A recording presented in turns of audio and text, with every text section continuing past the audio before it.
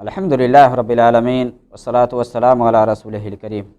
اللہ رب العالمین نے جو دین ہمیں دیا اس دین کے اندر بے حیائی بے شرمی کو ناپسند کیا گیا ہے۔ حیا اس کی فضیلت اسلام کے اندر بہت زیادہ ہے، اس کا بہت زیادہ مقام ہے اور بہت زیادہ اہمیت ہے۔ اللہ رب العالمین خود حیا والا ہے، اسی لیے تو اللہ رب العالمین نے بے حیائی کو حرام گردانا ہے، فواحش کو حرام قرار دیا ہے۔ اللہ رب العالمین یہ غیرت والا ہے، اسی وجہ سے اللہ رب العالمین نے حد مقرر کر دیا ہے۔ اگر حد سے کوئی آگے بڑھتا ہے تو وہ بے حیائی کی طرف جاتا ہے۔ تو اللہ رب العالمین یہ خود حیا والا ہے، حیا کو پسند فرماتا ہے۔ نبی صلی اللہ علیہ وسلم کے اندر حیا کوٹ کوٹ کر کے بھری ہوئی تھی۔ آپ صلی اللہ علیہ وسلم کو تو اللہ رب العالمین نے دنیا والوں کے لیے ایک آئیڈیل اور نمونہ بنایا، تو آپ صلی اللہ علیہ وسلم کے اندر کیوں نہ یہ صفت ہو؟ لقد کان لکم فی رسول اللہ اسوۃ حسنہ، کہ نبی کی زندگی تمہارے لیے آئیڈیل اور نمونہ ہے۔ نبی صلی اللہ علیہ وسلم کے علاوہ دیگر نبیوں میں دیکھیں گے تو ان میں بھی یہ صفت اللہ رب العالمین نے کوٹ کوٹ کر کے بھر رکھا تھا۔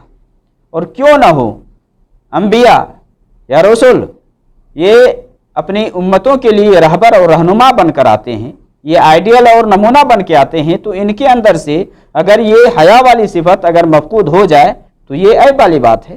اللہ رب العالمین نے جس کی خود تربیت کی ہو اس کے اندر کیوں نہ یہ صفت پائی جائے۔ اسی طرح سے صحابہ کے اندر یہ صفت بھری پڑی تھی، حیا کہ جس کی اسلام کے اندر بڑی فضیلت ہے، جس کا بہت زیادہ مقام ہے۔ اس لیے بہت ساری حدیثوں میں حیا کے بارے میں آیا ہے، اور حیا کہا جاتا ہے، اس کا الٹا ہوتا ہے بے حیائی۔ حیا کا الٹا یہ بے حیائی، یعنی حیا کی ضد یہ بے حیائی ہے، بے شرمی ہے۔ اور علماء اس کے بارے میں نقل کرتے ہیں حیا کے بارے میں کہ حقیقت الحیا خلق یبعث علی ترک القبیح ویمنع من التقصیر فی حق ذی الحق، کہ حقیقت میں حیا ایک ایسے کردار اور ایسے وصف کا نام ہے کہ جو قبیح چیزوں کے چھوڑنے پر آمادہ کرے۔ حیا ایک ایسی صفت ہے کہ جس کے اندر آ جائے تو بری چیزوں کو چھوڑنے کی طرف جو آمادہ کرے، اسی صفت کو حیا کہا جاتا ہے۔ اور صاحب حق کو حق پہچاننے میں جو کمی اور کوتاہی نظر آتی ہے اس سے روکتی ہے۔ اور بعض علماء نے ذکر کیا حیا کے بارے میں کہ الحیاء رؤیت الاعلیٰ و رؤیت التقصیر، کہ حیا یہ نعمتوں اور کوتاہیوں کو دیکھ لینے کا نام ہے۔ ان دونوں کے درمیان جو حالت جو صفت پیدا ہوتی ہے نا، اس کو حیا کہا جاتا ہے، کہ یہ اچھائی ہے اور یہ برائی ہے، یہ نعمت ہے، یہ کمی ہے، یہ کوتاہی ہے۔ اس کے اندر جو صفت ہے، یعنی آدمی حق کو حق جان لے، غلط کو غلط جان لے اور بیچ میں رہے، یعنی حق کو بجا لائے اور ناحق سے دور رہے، تو یہی صفت حیا کہلاتی ہے۔ جس کے اندر سے حیا مفقود ہو جاتی ہے تو وہ بے حیائی کی طرف جاتا ہے۔ آج ہم اپنے گرد و نواح میں دیکھتے ہیں کہ لوگ بے حیائی کی طرف بڑی تیزی سے بھاگ رہے ہیں، چھوٹے بڑے سارے کے سارے تقریباً اس بے حیائی میں منہمک نظر آتے ہیں، برائی کی طرف پیش نظر آتے ہیں، اپنا اوڑھنا اور بچھانا سب کچھ بے حیائی کو بنائے ہوئے ہیں۔ بے حیائی چاہے آدمی آنکھ سے کرے، چاہے کان سے کرے، چاہے زبان سے کرے، چاہے ہاتھ پیر سے کرے، یہ بے حیائی کہ وہ کام کہ جسے اللہ رب العالمین نے منع فرمایا ہے، جو کہ انسان ناپسند کرتا ہے، اس کام کو آدمی انجام دے، یہ بے حیائی ہے۔ حیا وہ ہے کہ آدمی وہ کام کرے، وہ صفت اپنے اندر لائے کہ جو پسندیدہ مانا جاتا ہے، جو اللہ کے یہاں محبوب مانا جاتا ہے۔ تو اچھے کام کو کرنا اور برے کام سے بچنا، بیچ کے اندر جو یہ صفت ہے، یہ حیا کہلاتی ہے۔ حیا کے بارے میں نبی صلی اللہ علیہ وسلم کی حدیث ہے کہ حیا یہ ایمان میں سے ہے۔ صحیح مسلم کی حدیث ہے، آپ صلی اللہ علیہ وسلم نے فرمایا کہ ایمان کے 70 یا 60 سے زائد شاخیں ہیں، جن میں سب سے افضل لا الہ الا اللہ کہنا ہے اور سب سے ادنا راستے سے تکلیف دہ چیز کو ہٹانا ہے۔ والحیاء شعبۃ من الایمان، آپ نے فرمایا کہ حیا یہ ایمان کا ایک حصہ ہے، ایمان کی ایک شاخ ہے۔ حیا کے بارے میں کہ آپ صلی اللہ علیہ وسلم کی حدیث صحیح بخاری اور مسلم وغیرہ کے اندر آپ صلی اللہ علیہ وسلم نے فرمایا الحیاء لا یاتی الا بخیر، حیا سراپا یہ خیر ہی خیر ہے، بھلائی ہی بھلائی ہے۔ اور ایک حدیث کے اندر ہے الحیاء کلہ خیر، یا ایک حدیث کے اندر ایک روایت کے اندر ہے الحیاء خیر کلہ، کہ حیا یہ سراپا خیر ہی خیر ہے، بھلائی بھلائی ہے، یعنی حیا کے اندر یہ خیر ہی خیر ہے، اس کے اندر شر نہیں ہے۔ نبی صلی اللہ علیہ وسلم ایک انصاری صحابی کے پاس سے گزرے، صحیح بخاری مسلم کی حدیث ہے کہ آپ صلی اللہ علیہ وسلم ایک انصاری آدمی کے پاس سے گزرے، وہ اپنے بھائی کو نصیحت کر رہا تھا، وَهُوَ يَعِظُ أَخَاهُ فِي الْحَيَاءِ، حیا کے بارے میں وہ نصیحت کر رہا تھا۔ کیا کہہ رہا تھا کہ تم بہت زیادہ شرمیلے ہو، بہت زیادہ شرماتے ہو، کیوں اس طرح سے حیا کرتے ہو؟ تو آپ صلی اللہ علیہ وسلم نے کیا فرمایا؟ دعو فإن الحیاء من الایمان، کہ اس کو چھوڑ دو، حیا یہ ایمان میں سے ہے۔ آپ اندازہ لگائیں کہ حیا یہ کتنا اہم ہے، اور انسان کے اندر یہ صفت اگر مفقود ہو جائے تو گویا کہ وہ بے حیائی کی طرف جائے گا، وہ بے حیائی کی طرف بڑھے گا۔ تو حیا کے بارے میں آپ صلی اللہ علیہ وسلم کی بہت ساری روایتوں کے اندر آیا ہے۔ ایک روایت کے اندر ہے آپ صلی اللہ علیہ وسلم نے فرمایا کہ حیا یہ ایمان میں سے ہے، اور ایمان یہ جنت میں لے جائے گا ایک شخص کو، اور بے حیائی یہ ظلم ہے، اور ظلم انسان کو کہاں لے جائے گا؟ جو ظلم کرنے والا ہے وہ کہاں جائے گا؟ جہنم میں جائے گا۔ آپ صلی اللہ علیہ وسلم نے فرمایا، ابو ہریرہ روایت کرتے ہیں، یہ حدیث سنن ترمذی کے اندر ہے، شیخ البانی نے اس کو صحیح کہا ہے کہ آپ صلی اللہ علیہ وسلم نے فرمایا کہ الحیاء من الایمان والایمان فی الجنہ، کہ حیا ایمان میں سے ہے، اور ایمان والا کہاں جائے گا؟ جنت میں جائے گا۔ والبذاء من الجفا، اور بے حیائی یہ ظلم میں سے ہے، اور ظلم کا ٹھکانہ کیا ہے؟ جہنم ہے۔ اسی طرح سے آپ صلی اللہ علیہ وسلم کی حدیث ہے کہ آپ صلی اللہ علیہ وسلم نے فرمایا کہ ہر دین میں یا ہر مذہب میں اس کی ایک خاصیت اور پہچان ہوتی ہے، اور اسلام کی پہچان کیا ہے؟ حیا ہے، اور یہ روایت حسن درجے کی ہے۔ شیخ البانی نے اس کو حسن کہا ہے کہ ان لکل دین خلقا وان خلق الاسلام الحیا، کہ ہر دین کے لیے ایک امتیاز ہے، ایک پہچان ہے، اور اسلام کی پہچان کیا ہے؟ حیا ہے۔ تو حیا یہ بڑی اہم صفت ہے، جس کے اندر سے یہ صفت مفقود ہو جائے تو وہ بے حیائی کی طرف بڑھے گا، بے شرمی کی طرف بڑھے گا، اور بے شرموں کی طرح اس کا اٹھنا بیٹھنا ہوگا، سب کچھ ہوگا۔ نبی صلی اللہ علیہ وسلم کی حدیث ہے، آپ صلی اللہ علیہ وسلم نے حیا کے بارے میں فرمایا کہ آپ صلی اللہ علیہ وسلم نے فرمایا کہ ان مما ادرک الناس من کلام النبوۃ الاولى اذا لم تستحی فاصنع ما شئت فافعل ما شئت، کہ پہلے نبیوں کے کلام سے جو چیز لوگوں کو حاصل ہوئی اس میں سے ایک چیز کیا ہے؟ حیا ہے۔ اگر حیا اس کے اندر سے مفقود ہو جائے تو جو جی میں آئے چاہے کرے، جو مرضی ہو کرے۔ حیا اگر مفقود ہو جائے، حیا اگر ختم ہو جائے تو انسان جو کرنا چاہے وہ کرے۔ اگر اس کے اندر حیا نہیں ہے تو، اگر حیا نہیں ہے تو آدمی چوری کرے، اگر حیا نہیں ہے تو آدمی جھوٹ بولے، حیا نہیں ہے تو آدمی زنا کرے۔ حیا اس کے اندر سے فوت ہے تو وہ چاہے تو جس کو گالی دے، جس کی چاہے غیبت کرے، جس کو چاہے مارے، جس کو چاہے پیٹے، جو چاہے حرام کام کرنا وہ کرے۔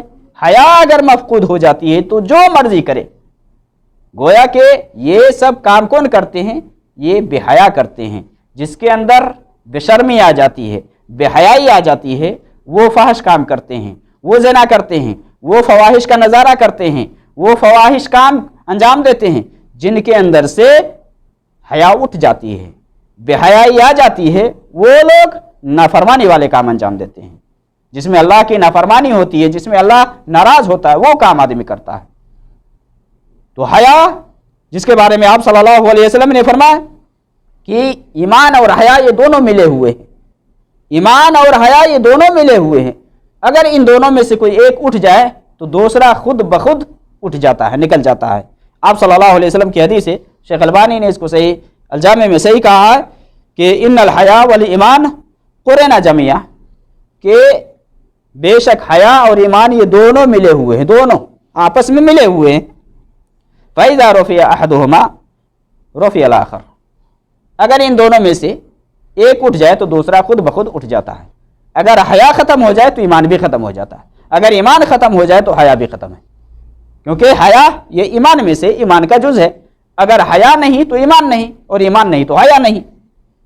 इसी तरह से आप सल्लल्लाहु अलैहि वसल्लम की हदीस है कि आप सल्लल्लाहु अलैहि वसल्लम ने फरमाया, मा कान अल-फुहशु फी शैइन इल्ला शानहु व मा कान अल-हयाउ फी शैइन इल्ला ज़ानहु। कि आप सल्लल्लाहु अलैहि वसल्लम ने फरमाया कि जिस चीज़ के अंदर बेहयाई आती है तो उसे बदनुमा बना देती है, दागदार कर देती है, और जिस चीज़ के अंदर हया आती है तो उस चीज़ को खूबसूरत बना देती है। हया अगर मफकूद हो जाए तो वहाँ बेहयाई आ जाती है, और हया अगर आ जाए तो वहाँ जो बेहयाई है वो बेहयाई उठ जाती है, चली जाती है। गोया कि हया का आना खूबसूरती का आना है। तो आप सल्लल्लाहु अलैहि वसल्लम ने हया के बारे में फरमाया। नबी सल्लल्लाहु अलैहि वसल्लम ने हया के बारे में एक सहाबी के बारे में फरमाया, क्योंकि हया एक ऐसी सिफत है जिसे अल्लाह रब्बुल आलमीन पसंद फरमाता है।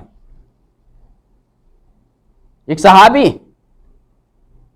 अशजे से आप सल्लल्लाहु अलैहि वसल्लम ने फरमाया कि इन नफ़ी का खसलतैन युहिब्बुहुम अल्लाह अल-हिल्म वल हया, कि तुम्हारे अंदर दो खसलतें हैं जो अल्लाह रब्बुल आलमीन को पसंद है, जिसे अल्लाह रब्बुल आलमीन पसंद फरमाता है।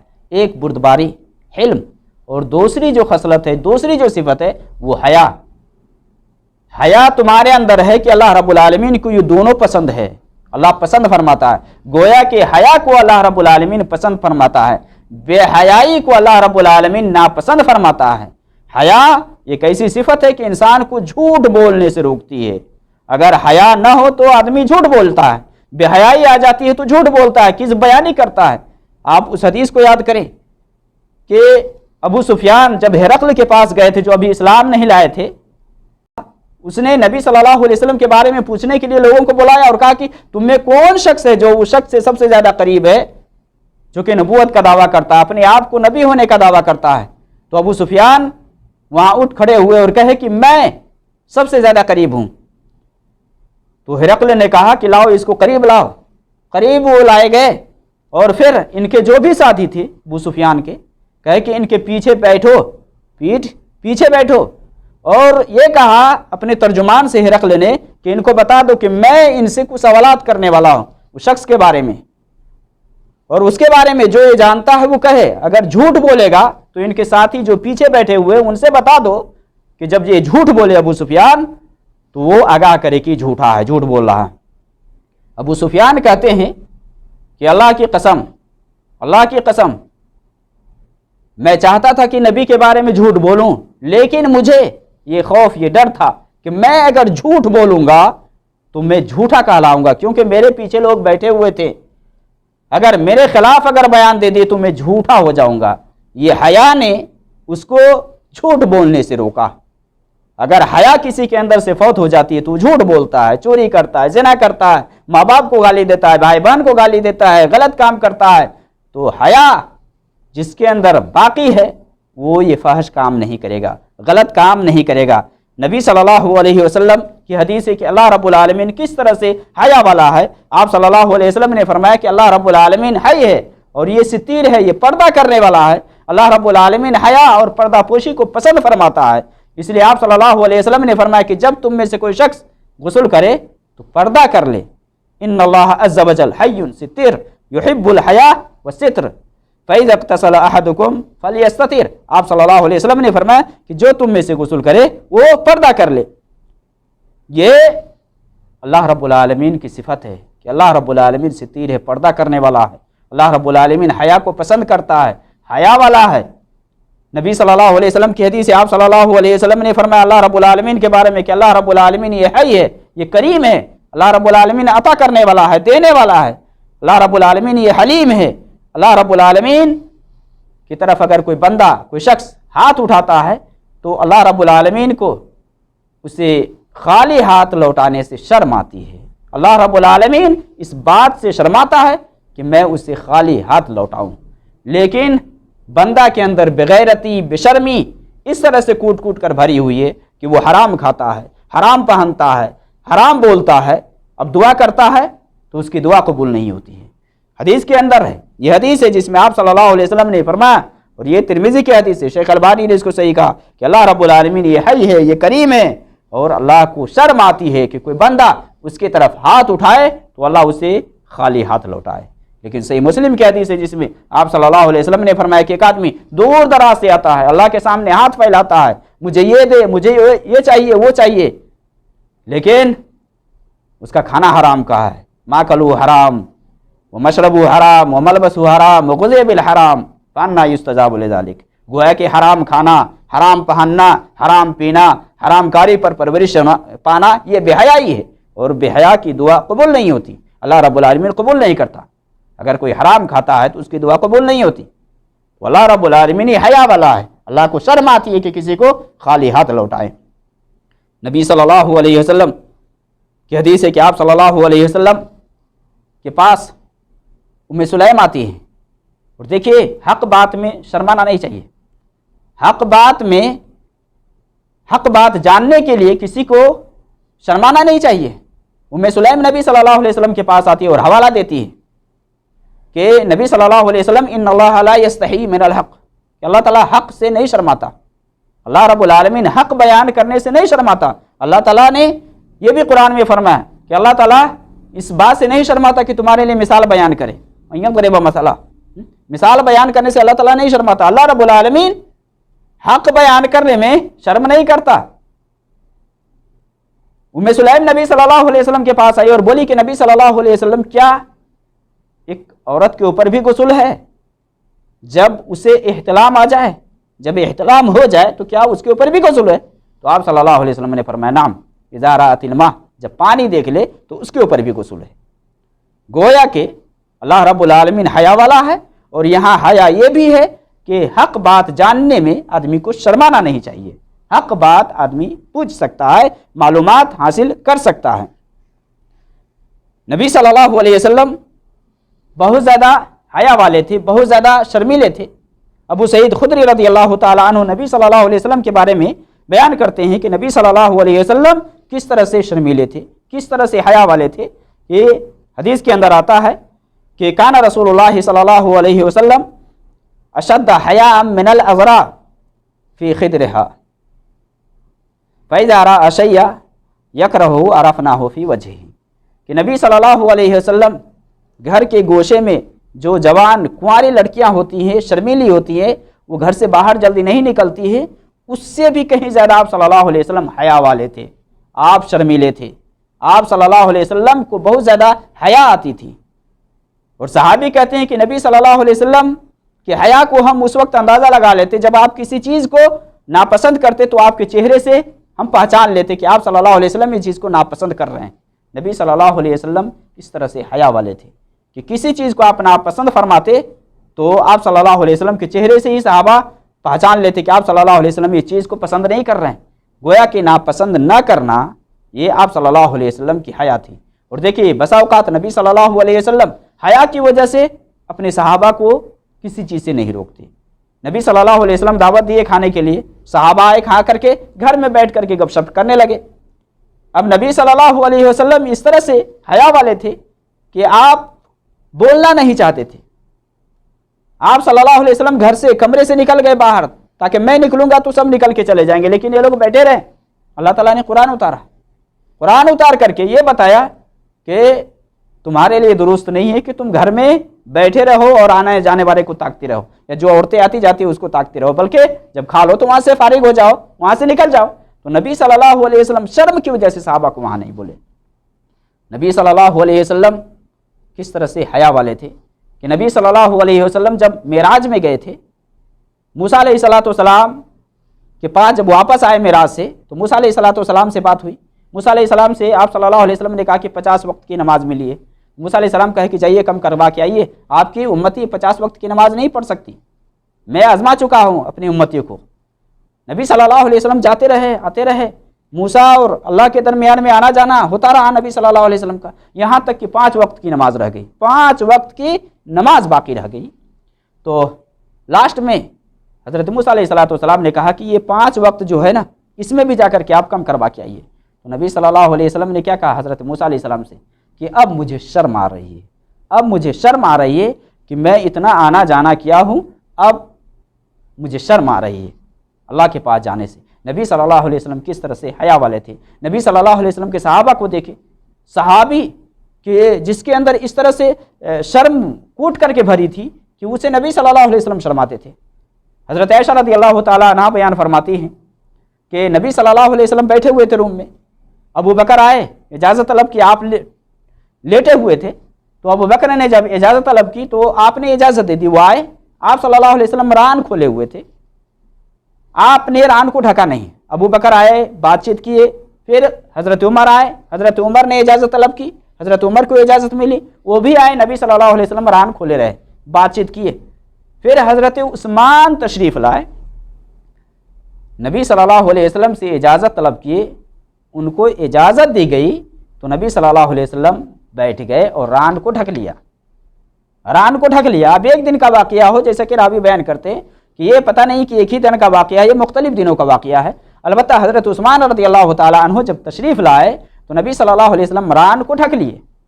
حضرت عائشہ کہتی ہیں کہ جانے کے بعد نبی صلی اللہ علیہ وسلم کو کہا گیا کہ ابو بکر آئے تو آپ ران کو نہیں ڈھکے، عمر آئے تو ران کو نہیں ڈھکے، حضرت عثمان آئے تو آپ ران ڈھک لیے۔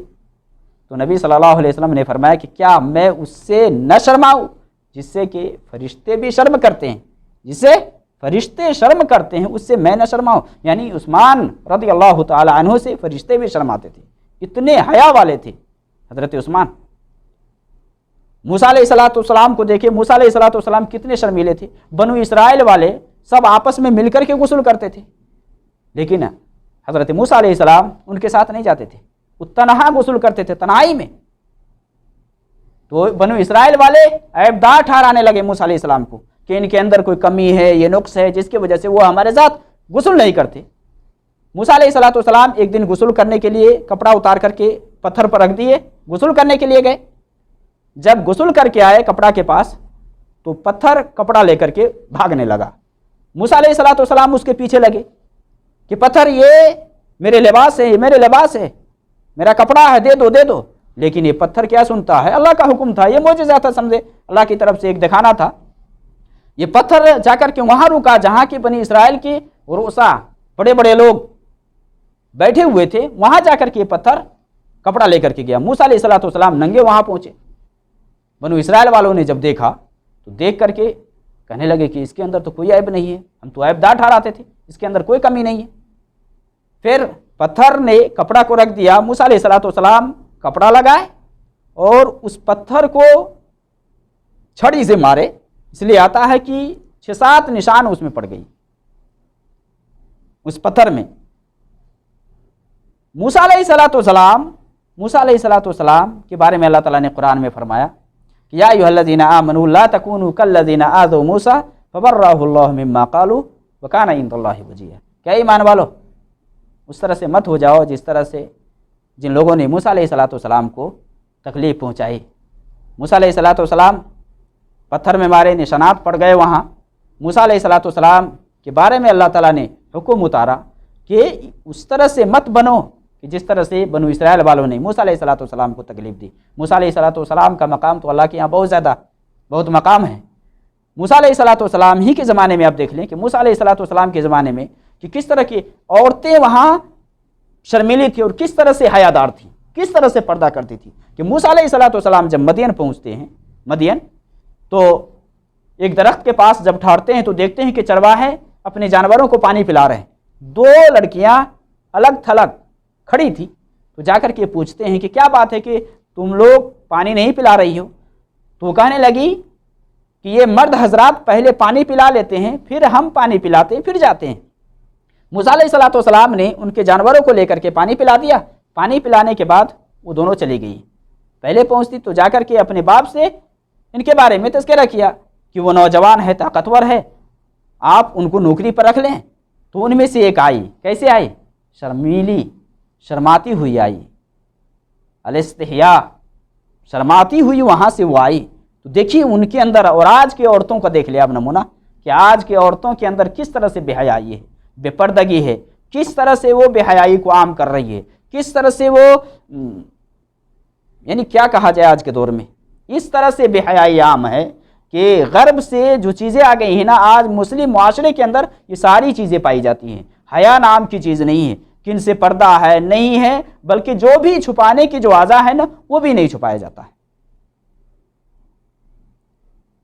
اور سوشل میڈیا میں تو ہم سے مخفی ہے ہی نہیں، بے حیائی اس قدر سے عام ہو گئی ہے، فحاشی، زنا، بدکاری، اور اس طرح کی لڑکیاں لباس لگاتی ہیں کہ اللہ کی قسم دیکھ کر کے تعجب ہوتا ہے۔ اور اس سے اللہ رب العالمین جہاں بے حیائی آتی ہے نا، اللہ رب العالمین اپنا عذاب اتارتا ہے۔ جہاں حیا اٹھ جائے اور بے حیائی عام ہو جائے، فحاشی عام ہو جائے، تو اللہ رب العالمین اپنا عذاب اتارتا ہے۔ قوم لوط کو دیکھ لیں، ان کی قوم میں بے حیائی جب عام ہو گئی تو اللہ تعالیٰ نے قوم لوط کو پلٹ دیا۔ اور صحیح مسلم میں حدیث ہے عورتوں کے بارے میں کہ دو قسم کے لوگ ہیں جن کو میں نے نہیں دیکھا ہے، اور یہ دونوں کیا ہے، یہ جہنمی ہیں۔ ان میں سے ایک وہ عورتیں نساء کاسیات عاریات مائلات ممیلات، جو کپڑا لگانے کے باوجود، لباس لگانے کے باوجود بھی ننگی نظر آتی ہے، مردوں کی طرف یہ خود مائل ہوتی ہے اور مردوں کو اپنی طرف یہ مائل کرتی ہیں۔ یہ جنت کے اندر داخل نہیں ہوں گے، اور نہ تو جنت کی خوشبو تک ان کو نصیب ہوگا، خوشبو تک بھی یہ محسوس نہیں کر سکتی ہیں۔ حالانکہ جنت کی خوشبو اتنی دوری میں سونگھی جا سکتی ہے، یا اس کی خوشبو محسوس کی جا سکتی ہے، لیکن وہ جنت کی خوشبو تک بھی محسوس نہیں کرے گی۔ یہ ہے ان عورتوں کا حال جو عورت بے حیائی کو عام اور بے پردگی کو پھیلا رہی ہے، بے پردگی کو عام کر رہی ہیں۔ تو حیا یہ ایمان والوں کی صفت ہے۔ حیا اٹھ جاتی ہے تو وہاں بے حیائی آتی ہے، بے حیائی جہاں آتی ہے تو وہاں اللہ کا عذاب آتا ہے۔ ایمان وہاں سے جیسے اٹھتا ہے تو اللہ رب العالمین اس کو عذاب میں مبتلا کرتا ہے، اپنا قحط نازل کرتا ہے، اللہ رب العالمین طرح طرح کی مصیبتوں میں مبتلا کر دیتا ہے۔ میرے بھائی، حیا سب سے پہلے اللہ سے ہونی چاہیے۔ اللہ رب العالمین سے سب سے پہلے آپ حیا کریں، دنیا والوں کو چھوڑیں، لوگوں کو چھوڑیں، سب سے پہلے جس کا حق بنتا ہے، جس سے حیا کیا جائے، وہ اللہ کی ذات ہے۔ اللہ کی ذات کہ جو ہمیں ہر ٹائم دیکھ رہا ہے، ہر حالات سے وہ واقف ہے، ہم تنہائی میں بھی ہو، کہیں بھی ہو، اللہ رب العالمین ہمیں دیکھ رہا ہوتا ہے۔ اللہ رب العالمین سے سب سے پہلے حیا کرے۔ قرآن میں اللہ نے فرمایا کہ لوگوں سے تو تم چھپتے ہو اور اللہ سے نہیں چھپتے ہو، جبکہ اللہ رب العالمین سے کوئی بھی چیز مخفی نہیں ہے۔ اللہ رب العالمین ہر کچھ دیکھ رہا ہے۔ آج لوگ تنہائی میں بیٹھ کر کے گناہ پر گناہ کرتے ہیں، سوچتے ہیں کہ کوئی دیکھ نہیں رہا ہے، لیکن اللہ دیکھ رہا ہے۔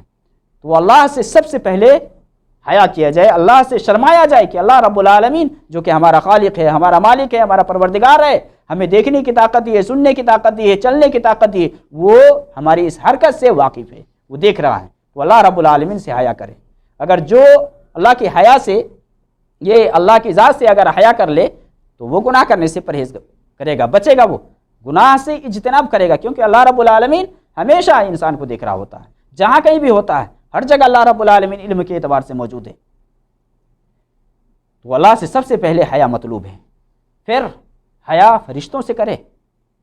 انسان کے ساتھ دو فرشتے ہیں، کرامن کاتبین ہیں، لکھنے والے ہیں، اِنَّ عَلَيْكُمْ لَحَافِظِينَ کرامن کاتبین یعلمون ما تفعلون، جانتے ہیں، وہ لکھنے والے ہیں۔ ہم جو کچھ بھی کرتے ہیں نا، ہم تنہائی میں جا کر کے بے حیائی، بے غیرتی، بے شرمی جو کام بھی کرتے ہیں، فرشتے لکھ رہے ہیں، مخفی نہیں ہے، وہ نوٹ ہو رہا ہے، نقل ہو رہا ہے، جو کچھ ہم اپنے عملی زندگی میں لا رہے ہیں نا، سب لکھا جا رہا ہے۔ اور حدیث کے اندر ہے، نبی صلی اللہ علیہ وسلم نے فرمایا کہ آدمی اگر بول لیتا ہے، کر لیتا ہے تو لکھا جاتا ہے، اس پر مواخذہ ہے، لیکن دل کے اندر صرف احساس جاگے، بولتا نہیں ہے، عملی زندگی میں نہیں لاتا ہے، تو اس پر اس کی پکڑ نہیں ہے۔ لیکن اگر عملی زندگی میں لے آتا ہے، بول لیتا ہے، کر لیتا ہے، تو اس پر پکڑ ہے، پکڑا جائے گا وہ۔ اس کے بعد ہم لوگوں سے بھی شرمائیں، لوگوں سے بھی حیا کریں۔ ایسا نہیں ہے کہ اللہ سے ہم شرمائیں، لوگوں سے نہ شرمائیں۔ نبی صلی اللہ علیہ وسلم دیکھیں نا، لوگوں سے بھی شرماتے تھے، حیا کرتے تھے۔ اس طرح کی مثالیں ہیں، صحابہ بھی حیا کرتے تھے، انبیاء بھی حیا کرتے تھے۔ تو حیا اپنے اندر جگائیں، حیا والی صفت لائیں۔ اور حیا کیا ہے؟ اگر آپ کے اندر یہ حیا آ جائے گی تو آپ جھوٹ نہیں بولیں گے، آپ چوری نہیں کریں گے، آپ فحش کام نہیں کریں گے، غلط چیز نہیں دیکھیں گے، نہ غلط چیز سنیں گے۔ غلط چیزوں کا سننا، غلط چیزوں کا دیکھنا، غلط کام کرنا اور فحاشی کرنا، یہ سب کچھ کیا ہے؟ بے حیائی ہے، بے حیائی ہے۔